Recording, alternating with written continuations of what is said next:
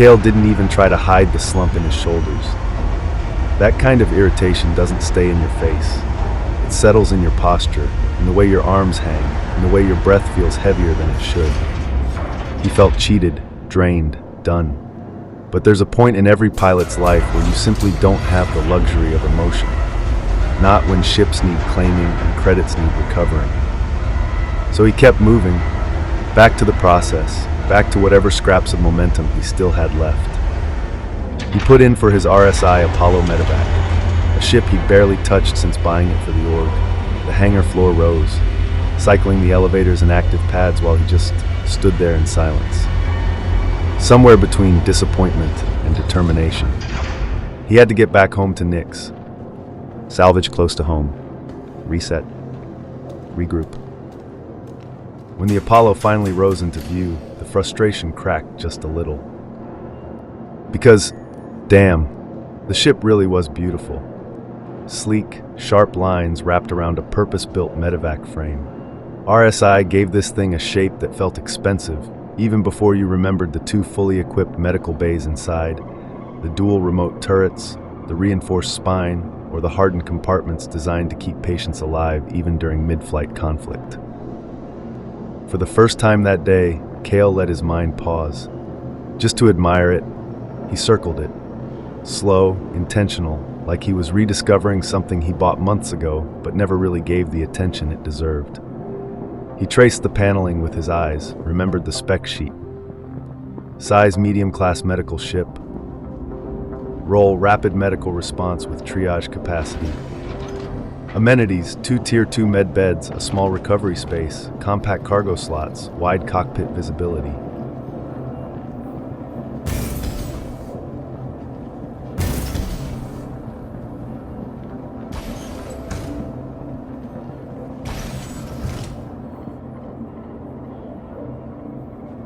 He dropped into the pilot's seat, the cockpit glowing softly in gold under the station lights. The hangar doors fell away in front of him.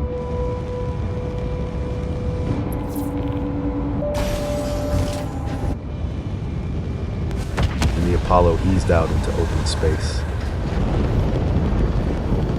That was always the contemplative moment for him. The way the light spills into the cockpit as you leave a station, it's like a quiet reminder that everything out there is still untouched, still waiting. And it hit him again, the Oratani system. Nobody had returned, and nobody had even tried in ages. But he couldn't shake the feeling, the hunger that he was supposed to find a way. Not for fame, not for profit, but because something there needed to be understood. Something about the silence of that system, the way it just vanished. He'd need a pioneer eventually, consolidated outland, his outpost ship, his base of operations to anchor the search. For now, though, the Apollo hummed as he drifted away from the station.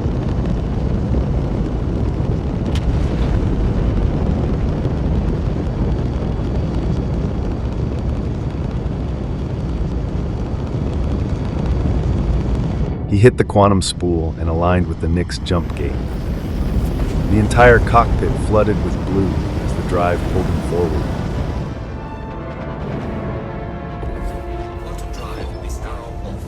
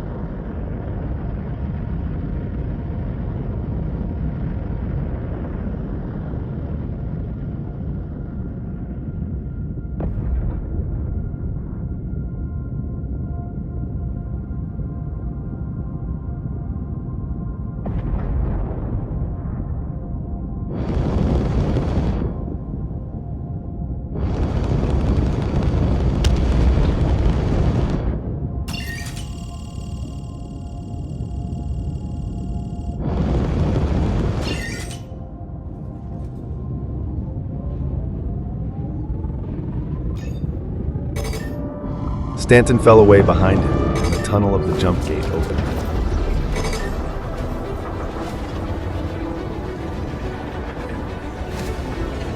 Sweeping bands of pale energy, warping the ship's hull.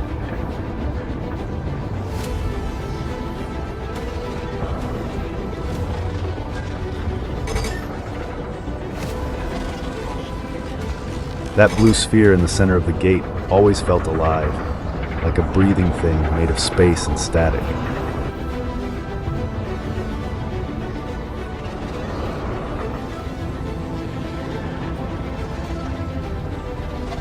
The theories, the warnings, the old stories about a system swallowed by some anomaly nobody could describe.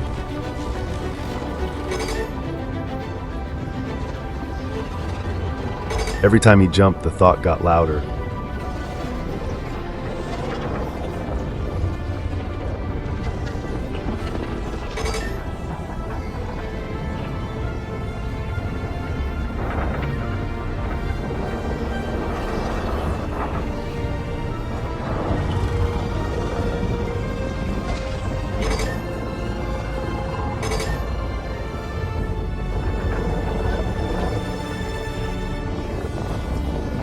And then the tunnel thinned, the light cracked open, and there it was. Nix, Levski floating in the dust and debris, like a half-forgotten memory.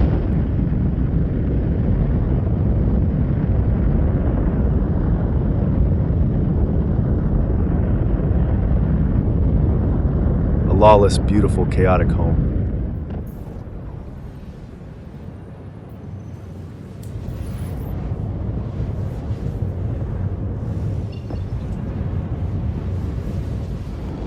The closer he got, the more Levski's rough-cut character took shape.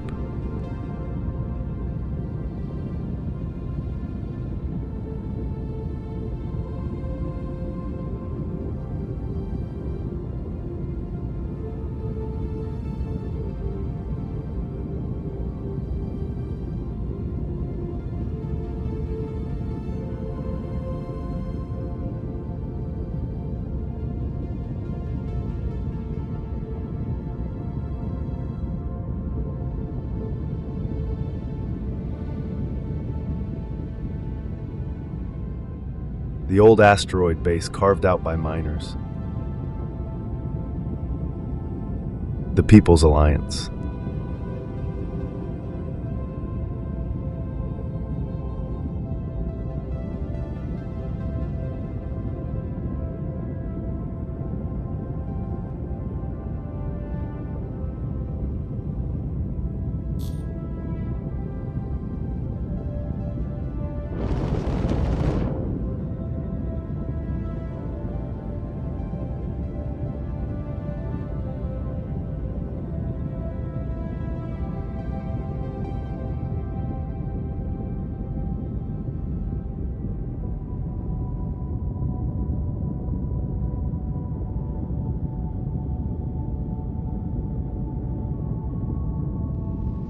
Its stubborn independence, its reputation for being both safe and not safe at the same time.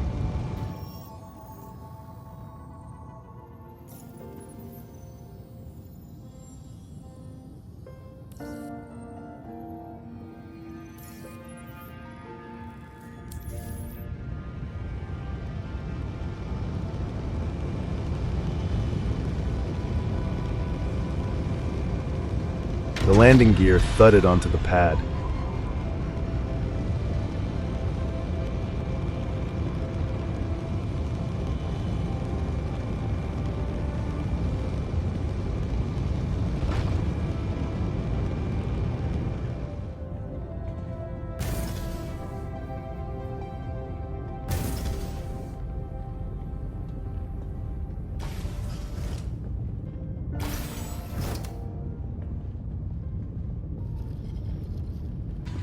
Time for the boring part. The insurance claim. The reclaimer would take a while to print again, but thank God that even existed, because losing a ship that massive outright, nobody survives that financially.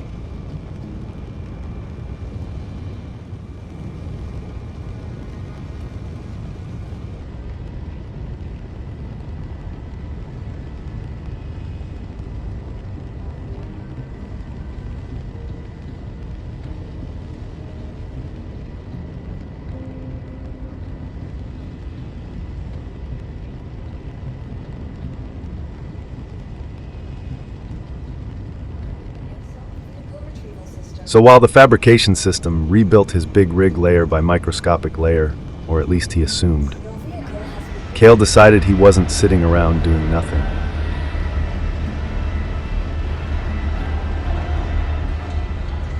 He picked another ship from his fleet, one he'd barely test-flown yet. The Miss Hull C. It was a walk on the battered metal floors, a lift ride, the slow progression toward that giant spindle-frame cargo ship. The Hull C is basically a skeletal monster designed to expand and contract its entire midsection for cargo hauling. Specs that flashed through his mind as he approached it. Cargo capacity absolutely enormous when fully deployed. Roll long-range freight. Must be extended to load cargo but retracted to land. Cockpit, minimalist industrial but with that signature MISC smoothness. Engines, twin nacelles pushing more power than they look capable of. Crew needs, light but benefits heavily from multi-crew on long hauls. He climbed aboard.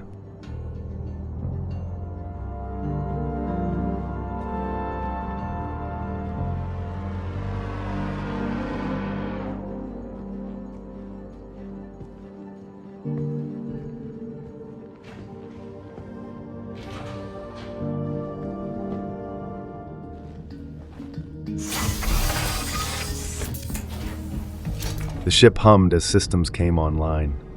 Lights, engines, hydraulics, all singing that MISC tone. Kael was lifting off to run the cargo job Levski offered him, a quick contract to kill time while the reclaimer was being rebuilt.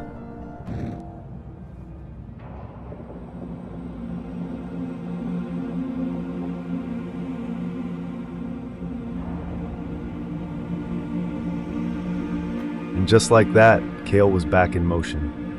Not recovered, not relaxed, but moving forward anyway, the only thing a pilot ever really can do.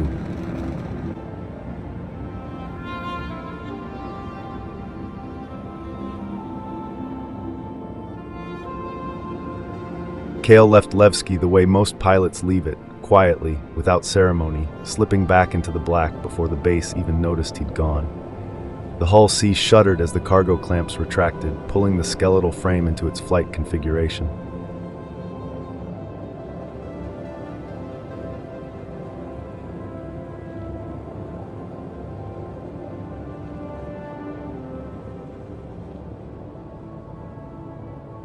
The ship always felt strange like that, half empty, half expanded, shaped like a promise it wasn't ready to fulfill.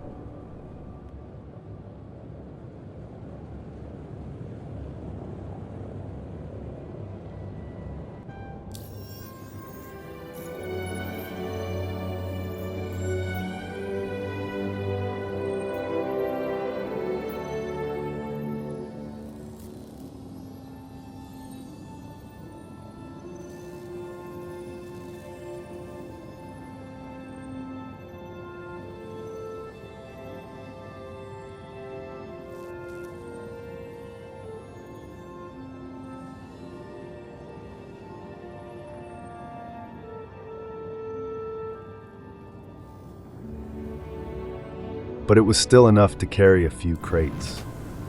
He'd grabbed a bundle of goods from Levski Spirits, party favors, the pink Jinx gin that glowed under low light like radioactive fruit punch.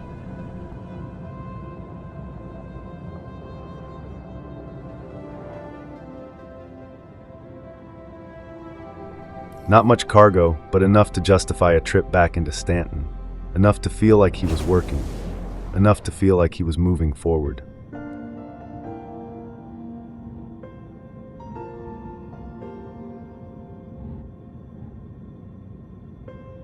The cockpit framed him in soft slate blue light, and the asteroid belt drifted around the ship like an old myth shaking off dust. Kael set his jaw. He wasn't just hauling freight. He was trying to rebuild something, momentum, purpose, the foundation of Solus Rimor itself. Every job mattered, even the stupid ones.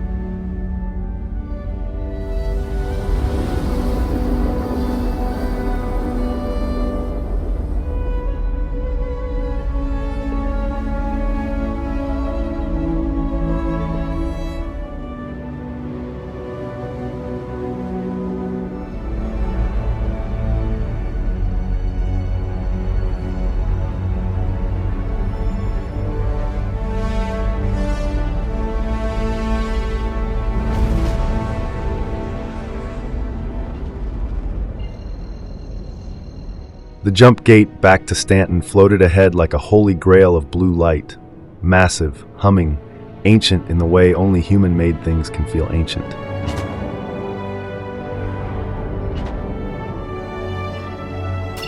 The coils of the wormhole flickered with contained chaos. Witnessing it was like looking through a hole cut in reality by something older than civilization. He lined up the hull C, heard the familiar rising hum of the quantum stabilizers locking into the gate's rhythm. The tunnel swallowed him in a rush of cerulean light. The hull C, normally a lumbering beast, felt suddenly weightless, like it was gliding through liquid starlight. Kael leaned back in his seat. If Oratani was anything like this, that quiet pull he felt, the sense that something out there was calling him, suddenly made a little more sense. But then the tunnel spat the ship out into Stanton, and the moment vanished like vapor.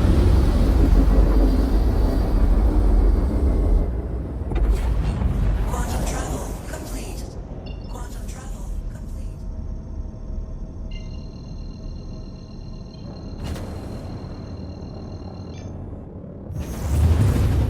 Quantum travel. He headed for the Ling hauling contract he accepted. The message was almost cheerful, which annoyed him more than anything. Tisa Spaceport is planning a party. We need help acquiring things in a timely manner. Pickup locations: Levski, Seraphim Station, Nick's Specialty Gin. Please bring a tractor beam. Kael muttered under his breath. A party. They were scrambling the system for a party.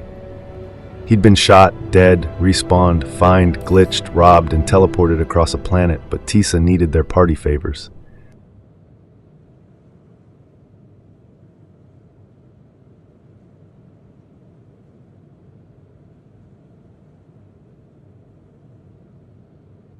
You are clear to launch.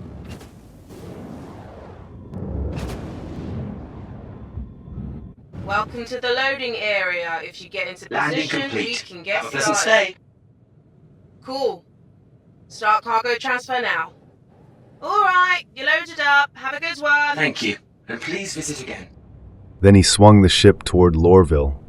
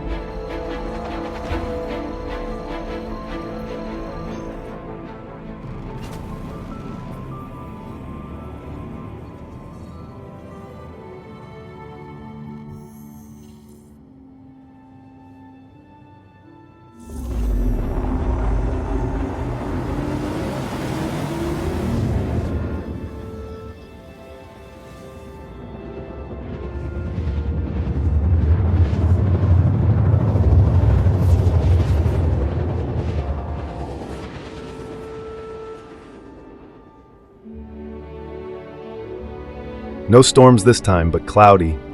It's always cloudy around Hurston. Quantum travel complete.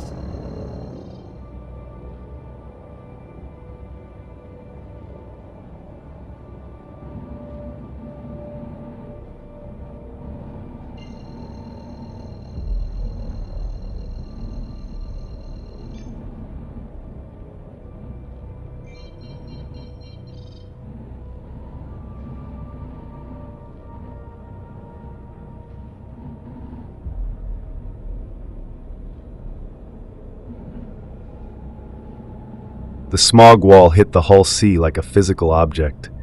Amber haze smearing across the cockpit glass, the wind clawing at the ship's sides.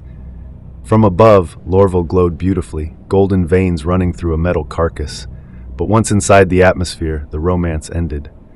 The city became a labyrinth of restricted zones, razor-thin corridors, landing protocols, and corporate indifference. Kael lowered the ship toward Tisa spaceport.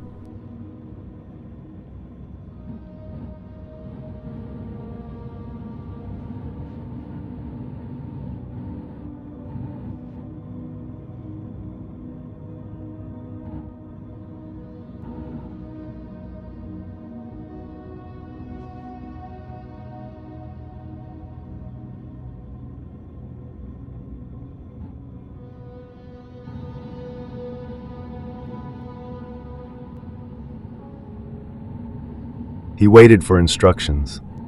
No comm channel, no landing markers, no cargo access, no offload zone, just static. He circled again. Still nothing. It happened sometimes when the system was overloaded, but this time the timing stung. He'd fought across systems, hauled cargo from another star, threaded a ship through 2 storms, carried glass, fragile crates of pink gin.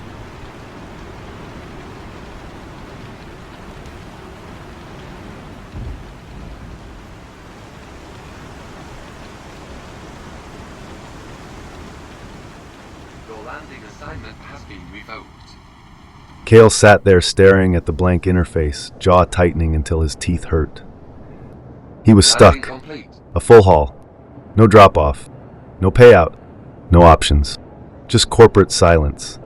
It was the second time in a single day that Lorville had betrayed him.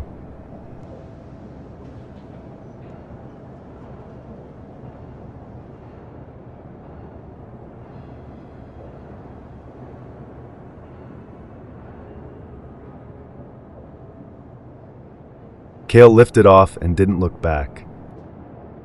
The hull sea rose out of the smog like a ghost breaking free of a grave.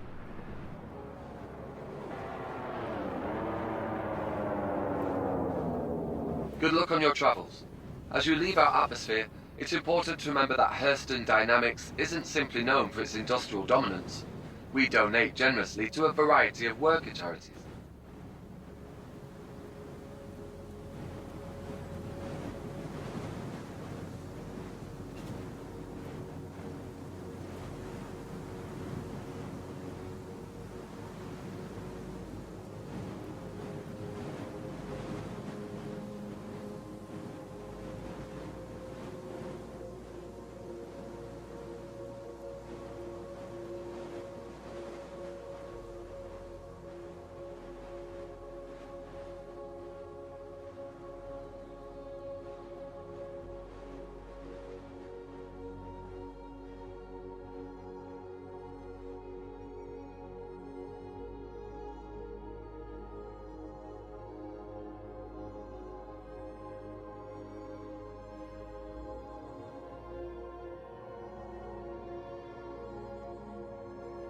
Once he hit open sky, the ship responded better, gliding upward until the clouds peeled away and the stars returned like old friends.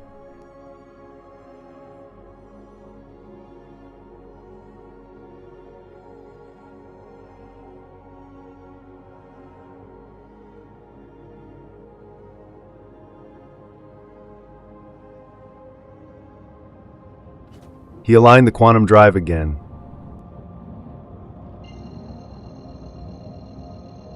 Back to Levski. Back to the only place in the system that felt even slightly honest.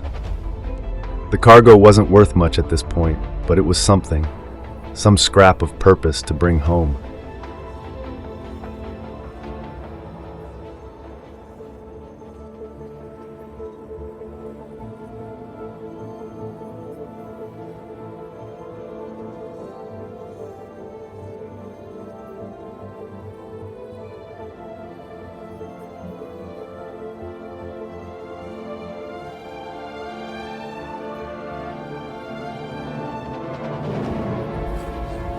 Quantum travel complete.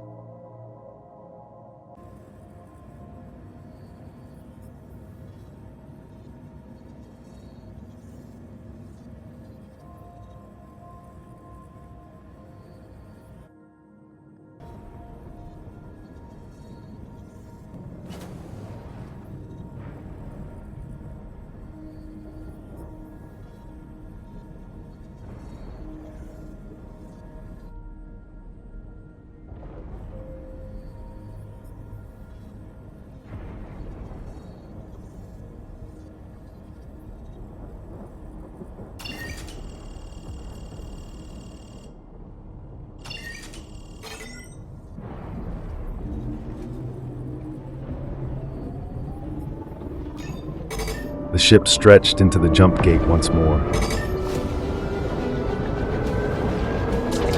A long silhouette framed by streaking blue.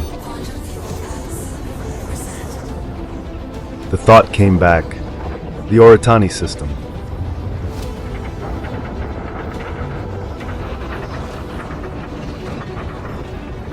The lost system. The pull in his chest. That strange instinct he could never explain.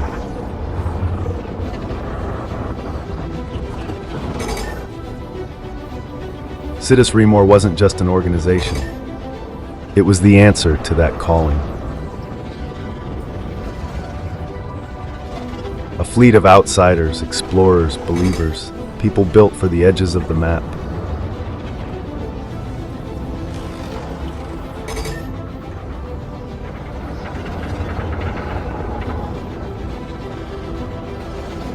People who didn't break when the verse pushed back. He tightened his hands around the controls. He'd get there.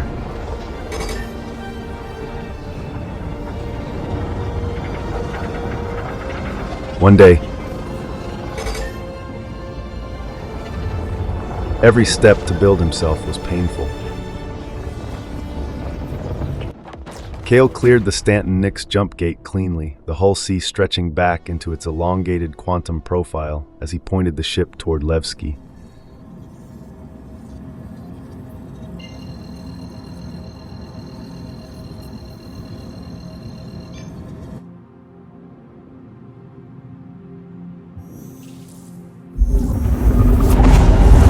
The tunnel around him churned in long ribbons, steady and calm.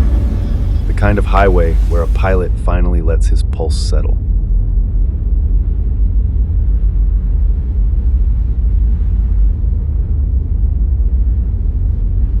He was halfway home. Then the quantum tunnel flickered. Just once, a hitch in the smooth rotation of light.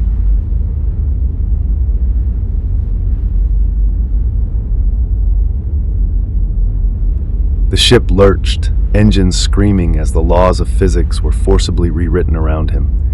The blue corridor shattered into streaks of static and violent white light, and the hull C was ripped out of quantum, thrown into normal space, exposed.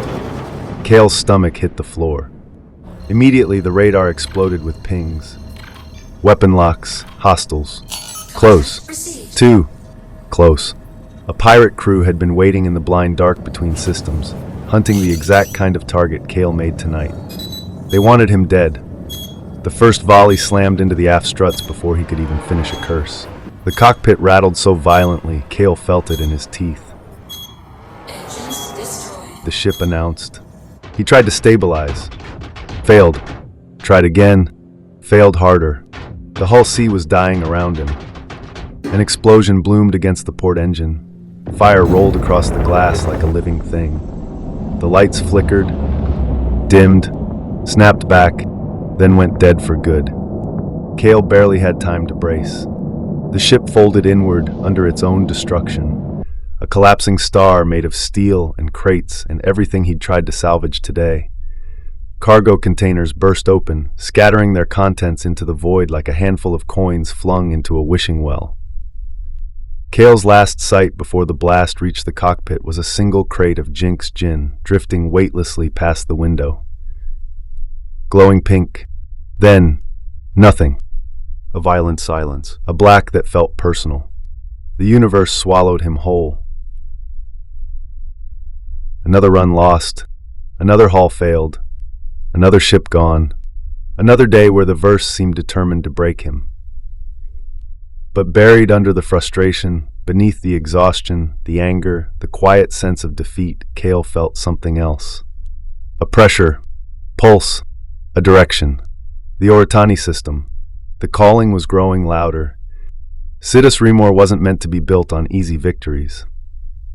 It was meant to be forged exactly like this, through loss, persistence, and the stubborn, irrational conviction that the edge of the map is not the end of the story. Kael exhaled into the void as the respawn sequence began pulling his mind back toward life.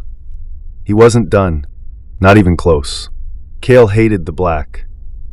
Not darkness. Darkness still had shape, still had edges. This was different. This was the void before regeneration, the awful, floating nowhere you dropped into the moment your body failed. A place without sight, without sound, without even the sensation of having a body at all.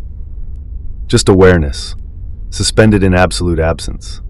He always wondered if anyone else lingered there, if others drifted through that same cold, disembodied pause before their consciousness stitched itself into a new frame.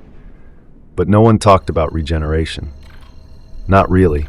People joked about it, complained about the hospital fees, bragged about tanking railgun hits, but no one ever mentioned this place.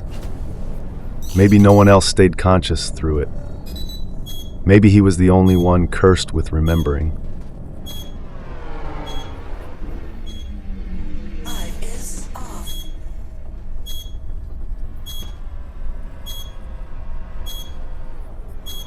Engines. Fire rolled across the glass like a living thing. The lights flickered, dimmed, snapped back, then went dead for good.